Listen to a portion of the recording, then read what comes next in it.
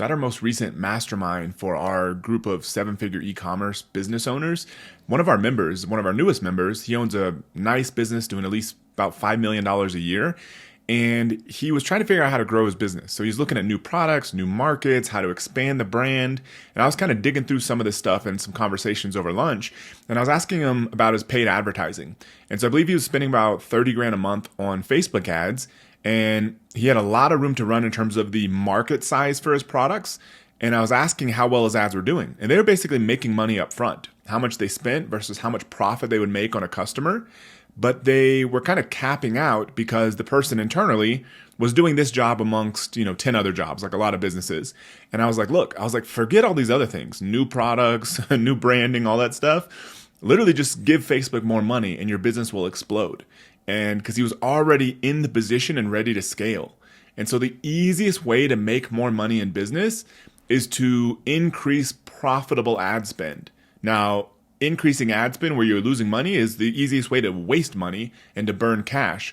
But if you have something that's working, and meaning you're making money or at least breaking even up front, the easiest possible way to grow your business is just to log into Facebook every 3 days and increase your spend by 20% or so. Now, a lot of people have different opinions on that, but you get the idea. Just give Facebook or whatever ad platform more money, and they make you more money, assuming the numbers are working out.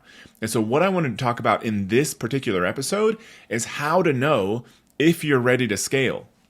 So the first thing to understand is the number one formula in business, but especially in e-commerce. CPA or CAC, customer acquisition cost versus lifetime value. So customer acquisition costs or cost per acquisition, some people use these synonymously. Sometimes customer acquisition cost can be the cost to get a new customer. CPA or cost per acquisition can be the cost to get even repeat customers to buy again. But for the sake of this lesson, let's assume they're the same thing. The cost to get a new customer versus the lifetime value. How much money or profit do you make over the life of that customer? Now, sometimes that's somewhat arbitrary because what happens if your business is in business for 50 years? Well, it could be a really big number, but let's assume your lifetime value is as far as you know so far. So if your business has only been around for 6 months, you may only know your 6-month lifetime value or LTV. If your business like ours has been around for 5+ years, we have an idea of how much a customer is worth over 2, 3, 4, and even 5 years now. That allows us to be a lot smarter about how much we can spend to acquire a customer. So when we say your CPA to LTV formula, how much it costs you to get a customer versus how much they make you over the lifetime is extremely important.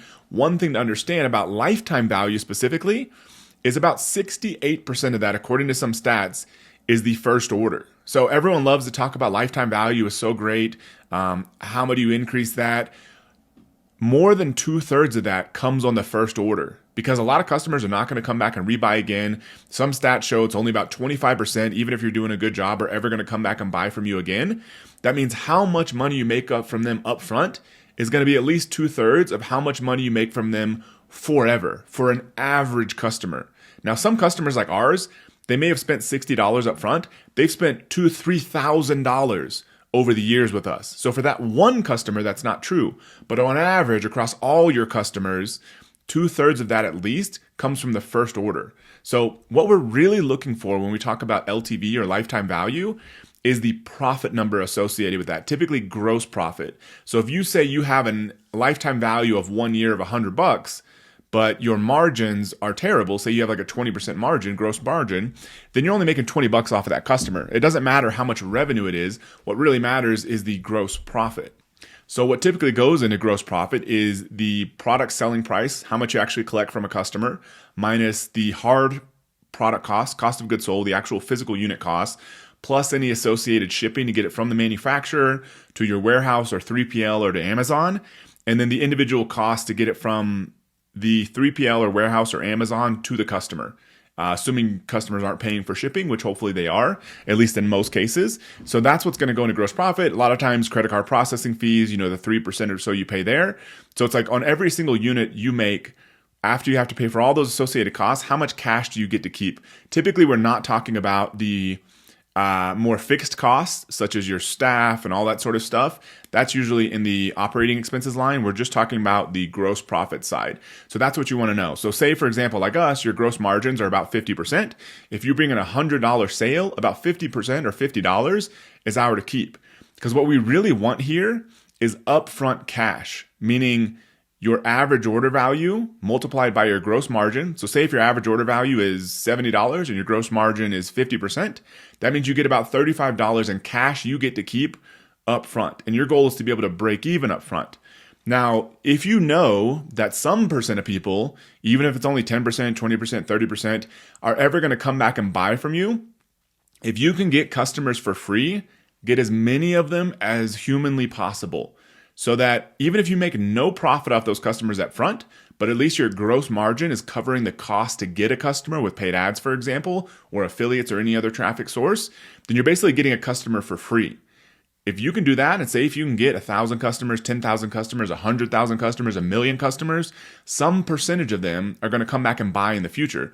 Then that's 100% for free. You can send emails, send SMS messages, talk to them on social media. You can send postcard mailings, all those ways to follow up with customers that are far cheaper than just running a bunch of ads to the whole world trying to get some people to buy. So the way this kind of worked out for us at Lifeboost, for the first 6 months or so, our customer acquisition cost was about $40. And so that's what we had to basically pay Facebook to get a new customer. Our average order value was around $60 at the time, and our gross margin was around 50%. That means up front, we made about $30 per sale.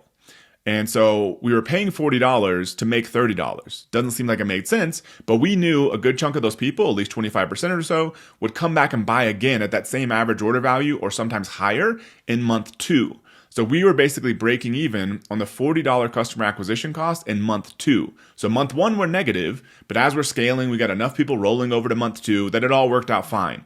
And that allowed us to go from $17,000 a month in January of 2019 to about $600,000 a month a year later, all on Shopify. Today, our customer acquisition cost is around $100.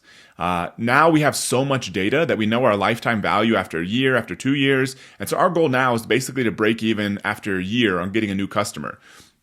Because as you broaden your market, you need to be able to afford a higher customer acquisition cost. Because at first, if you're using a platform like Facebook or even targeted keywords, you're targeting a very, very narrow range of people that on Facebook, for example, Facebook's very good at finding you the people that are going to give you the lowest acquisition cost. But eventually, once you start spending more and more money, which is the goal, Facebook says, okay, we'll get you more customers, but it's going to cost more because, now I'm reaching, John over in the city that I'm slightly less certain is actually going to want to buy from you. So as Facebook does that, your cost to acquire customers goes up because you're reaching more people. But as long as your average order value and lifetime value are also going up, or your gross margin, then you can afford to spend more to acquire customers. And that's basically what we've done and allowed us to scale to basically $3 million a month today. So that's lifetime value. Now, on the cost per acquisition or customer acquisition cost side, what does it cost to get you a new customer? The way that ends up working is there's a few factors because you think about it, you spend some money on some ads, some percentage of those people convert into customers. So the amount you spend on ads is going to be a function of cost per thousand impressions or CPMs. And so on Facebook, this can vary by your market, by seasonality, a lot of different things. Basically, what is Facebook charging you to put your ad in front of 1,000 of its users? And so this is a standard thing across any display platforms. So that's a big factor is your CPM. And if you're getting charged on a CPM basis like on Facebook, your ad click-through rate is incredibly important. Nowadays, Facebook is so good at finding you customers that your real job with Facebook ads is make sure you have a good landing page, good product, but also really good engaging ads. So that when Facebook shows your thing, your ad to 1,000 people, your ad is so good that it gets a ton of those people to want to click over to your website. If your ad sucks, then not that many people are going to want to click, but it's going to charge you that same cost for 1,000 impressions, whether one person clicks or whether 1,000 people clicks on your ads. So your goal is to get as many qualified clicks as possible so that is as cost efficient as possible.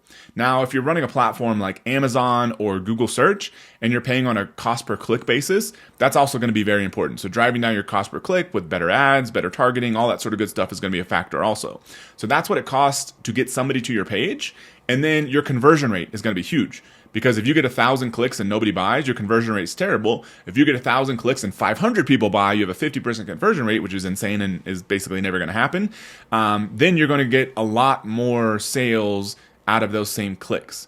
And so your whole goal here is to figure out how much do you spend to get someone to buy versus how much profit does the typical customer who buys make you upfront, because your goal is to break even upfront if possible, so you get customers for free on day one. And you can basically scale to infinity. There's no ad budget at that point, because every dollar you spend on ads, you make $1 back in gross profit. You could just keep spending and spending and spending and spending until those numbers no longer work.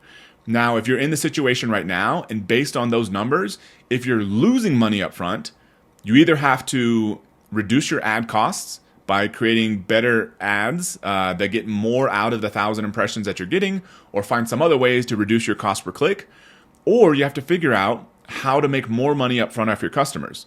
Increase conversion rate is one factor. Also, that's making more money per visitor to your website, or increase average order value, which is often the biggest opportunity for people. Is if somebody typically spends $50, if you can get them to spend $75 instead, that can change your numbers immediately and allow you to unlock huge scale. Now, if you're making money up front, like the guy I mentioned at the beginning of this episode, who's a member of our mastermind, if you're making money up front, spend more money. Find a way to give the machine more money so you get more customers for free, because that's a heck of a lot easier than contacting suppliers, finding new products, creating new marketing campaigns, hiring new employees, doing all these different things. If you can literally in 10 seconds go inside your ad platform and said, hey, instead of spending $1,000 a day, I want you to spend $1,200 a day. Instead of spending $2,000 a day, I want you to spend $2,400 a day. If you can do that and you make more money, that is the easiest life in the world. And eventually, obviously, those numbers stop working. You have to go back and increase average order value, your conversion rate, or sell new products.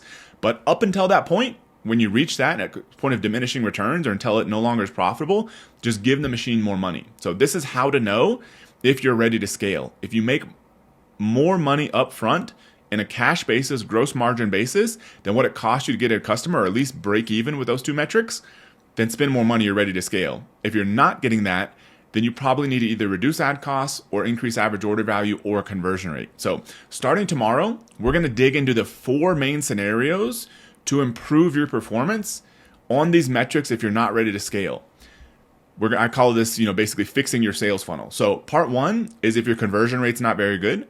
Part 2 is if your average order value is not very good. You need to get people to spend more upfront. Part 3 is if your cost to get a new customer is not very good, your CPA or customer acquisition cost. And part 4 is if your lifetime value is not very good. And so you're getting some people to buy up front, but they don't ever come back. That can also be an issue. And so we're going to dig into each 4 of these issues in 4 different episodes coming up starting tomorrow. So thank you very much for listening. If you want all these episodes 100% for free, please subscribe on your favorite podcasting platform or on my YouTube channel, and I'll see you tomorrow.